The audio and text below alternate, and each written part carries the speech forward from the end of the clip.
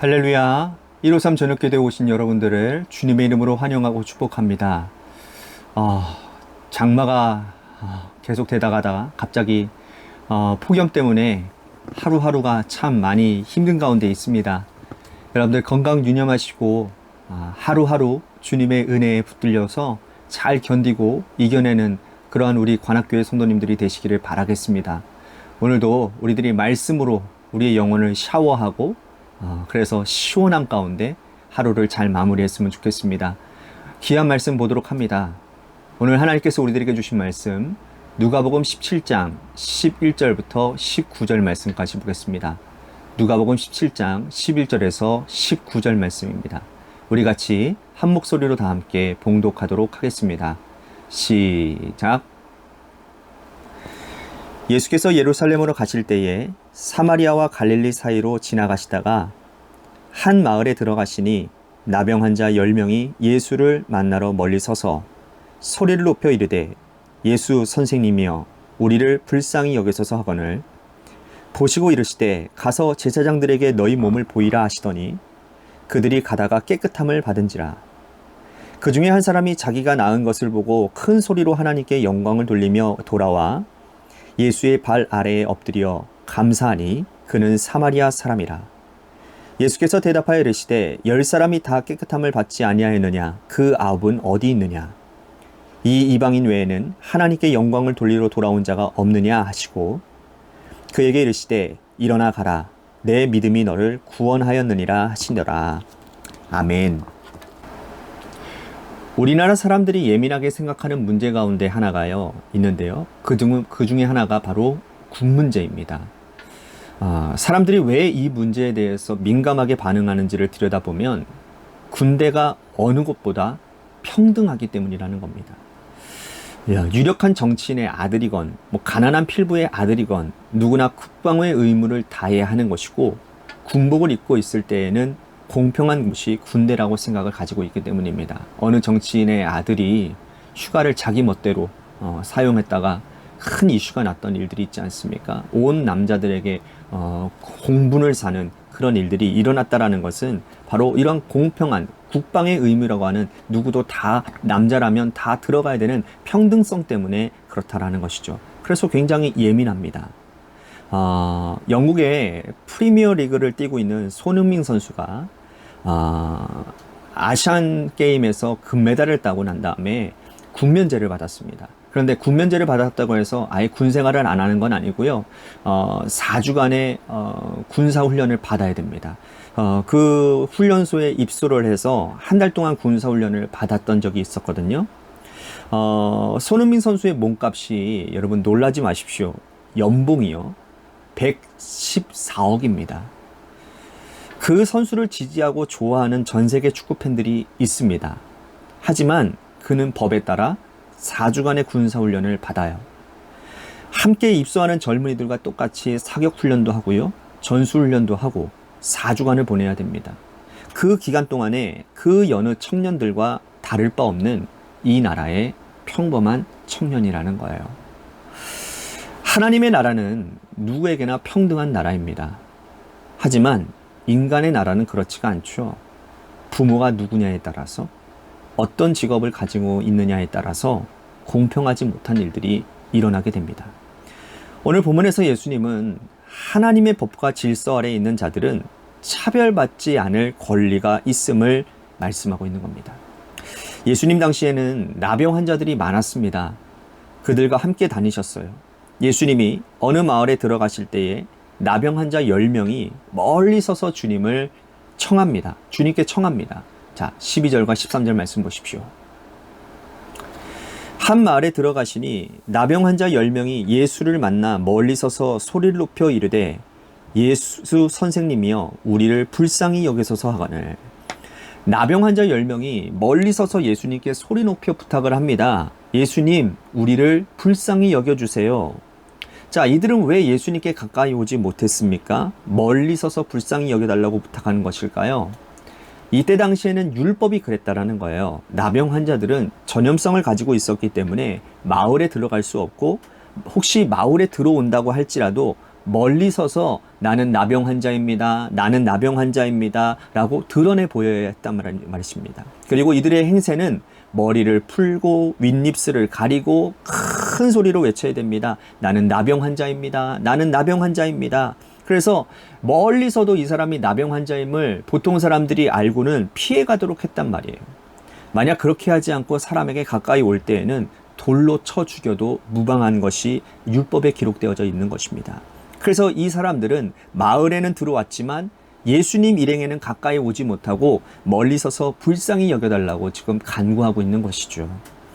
예수님은 그들을 어떻게 하셨을까요? 주님은 그들을 국률이 여기시고 말씀하십니다. 이제 가서 제사장에게 너희의 몸을 보여라. 나병 환자가 가끔 병이 낫는 경우가 있습니다. 그때는 제사장에게 가지고 자기 몸을 보이고 병이 나았음을 확증을 받아야 되는 거예요. 주님은 다른 말씀하시지 아니하시고 제사장에 가서 너희 몸을 보이라고 하셨습니다.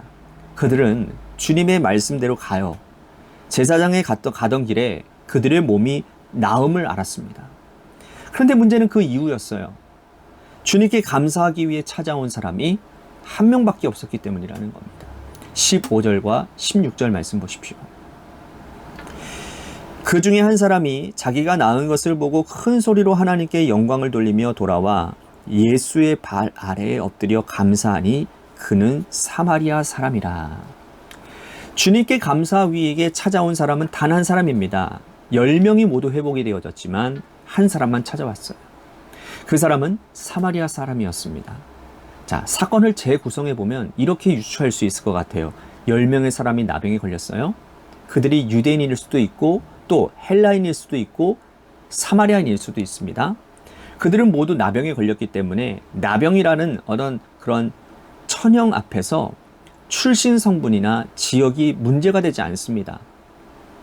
나병 환자들끼리 모여서 집단 거주지에서 함께 살기 때문이죠. 그들은 예수님의 소문을 듣고 찾아왔어요. 그분에 가면 병을 나을 수 있을 것이라는 마음을 가지고 찾아간 것이죠. 예수님을 찾아올 때에도 유대인, 헬라인, 사마리아인의 구별은 의미가 없었을 것입니다. 그들의 목적은 뭡니까? 병 낫는 겁니다. 그들의 소원대로 병이 나았어요. 근데 병을 낫고 난 후에 유대인 특유의 선민의식이 발동하는 거죠. 나는 유대인인데 저 더러운 사마리아인과 함께 할 수 없겠다라는 마음이 생긴 것입니다. 유대인들은 그들끼리 어디론가 가버려요. 사마리아 사람만 남았습니다. 사마리아인은 병이 걸린 후부터는 유대인들과 동질의식과 또한 연대의식을 가지고 살지만 병이 나온 이후에는 다시 내버려진 것이죠. 그러나 그는 자신의 병을 고쳐주신 주님이 정말 고마웠던 겁니다. 그래서 주님을 찾아온 거예요. 주님은 그를 보시고는 나머지 9을 찾고 계십니다. 17절과 18절 말씀 보십시오. 예수께서 대답하여 이르시되 10사람이 다 깨끗함을 받지 아니하였느냐? 그 9은 어디 있느냐? 이 이방인 외에는 하나님께 영광을 돌리러 돌아온 자가 없느냐 하시고, 우리는 이 예수님의 안타까운 부르짖음을 우리는 들어야 합니다. 교회 공동체라는 것은 어떤 곳일까요? 교회는 답답함을 가지고 나온 10명의 나병 환자 같은 사람들이 모인 공동체입니다. 모두가 다 절실한 마음, 간절한 마음을 가지고 주님 앞에 나왔어요. 우리가 주님 앞에 나올 때에 답답한 심정을 생각해 보십시오. 하나님, 제가 이러한 문제를 가지고 나왔습니다. 저에게 병이 있습니다. 제가 해결할 수 없는 인생의 문제가 있습니다. 해결해 주십시오. 고쳐 주십시오. 주님께서 해결해 주시면 주님 떠나지 않겠습니다. 이렇게 간구하며 옆을 돌아보니 나와 비슷한 문제를 가지고 온 사람들이 있는 거예요. 그들의 어떤 사회적인 신분이 어떻든 간에 상관없이 연대의식을 가지고 지냅니다. 동질감을 가지고 서로 위로하고 살았죠. 세월이 흘렀습니다. 삶이 나아지고 문제가 해결되어졌어요. 병이 낫고 생활도 좋아졌습니다. 그러자 교회 공동체 안에서 장벽이 생기는 거예요. 가진 자들, 있는 자들, 배운 자들, 사회적 신분이 높은 자들끼리 교회 안에서 다른 공동체를 형성합니다. 보이지 않는 담과 벽이 생기고 만 거예요. 그 9은 어디 있느냐? 질문하신 이 주님의 외침은 바로 오늘 공동체 안에, 우리 교회 공동체 안에 벽을 쌓고 살아가는 우리들에게 하시는 말씀이라는 거죠. 주님은 찾아온 이 한 사람 사마리아인에게 구원을 선포하십니다. 19절 말씀 보십시오. 그들에게 이르시되 일어나 가라. 그에게 이르시되 일어나 가라. 내 믿음이 너를 구원하였느니라 하시더라. 감사를 표현할 줄 아는 자, 주님 앞에 나와서 거룩한 감사를 표현한 자에게 주님은 영혼의 구원을 선포하십니다. 육신의 구원을 받았지만 감사를 표현하지 않은 9은 영혼의 구원을 받지 못한 자들이 되었다라는 거예요. 그들이 만든 장벽은 주님과 그들 사이를 갈라놓는 장벽이 되고 말았다라는 거예요. 오늘 우리는 어떻게 살고 계십니까? 교회 공동체는 차별받지 않는 곳이어야 되고 벽이 없는 곳이어야 되고 연대하는 곳이 되어야 하는 거예요. 주님께 항상 감사하는 마음을 가지고 감사를 표현하는 믿음의 백성들이 다 되실 수 있게 되기를 바라겠습니다. 오늘 말씀을 생각하면서 우리 같이 기도했으면 좋겠습니다. 하나님, 지역 출신, 어떤 경제적인 여건에 따라 내가 사람을 차별하는 사람이 되지 않겠습니다. 이 사람의 어떤 영적인 상태, 이 사람은 A급이야, 이 사람은 B급이야 등급 나누는 그런 저급한 신앙생활 하지 않겠습니다. 주님 안에서 한 가족임을 믿고 살아가겠습니다. 라고 하는 결단이 오늘 말씀을 통해서 우리들이 기도함으로 나아가기를 소원하겠습니다. 또한 우리 교회를 위해서 기도했으면 좋겠습니다. 하나님께서 세워주신 몸된 교회가 주님의 뜻 가운데 하나님 하나가 되는 역사가 있게 하여 주옵소서. 그래서 연합됨 가운데서 하나님의 아름다운 선한 일들이 드러나는 그러한 교회가 되도록 인도해달라고, 또한 재개발 가운데 놓여져 있는 주님의 교회를 위해서 여러분들 기도해 주시기를 바라겠습니다. 또 한 가지 우리 같이 기도할 것은 육신의 질병으로 고통당하시는 분들이 많이 있습니다. 우리 그분들을 위해서 기도해 주시고요. 고3 수험생인 한유진 학생을 위해서 여러분들 기도해 주시고, 마지막으로 여러분들의 삶의 자리와 여러분들의 자녀들을 위해서 기도하시다가 시간 돌아가시기를 바라겠습니다. 우리 노래 끝날 때까지 함께 합심하여 기도하기를 소망하겠습니다. 기도하시겠습니다.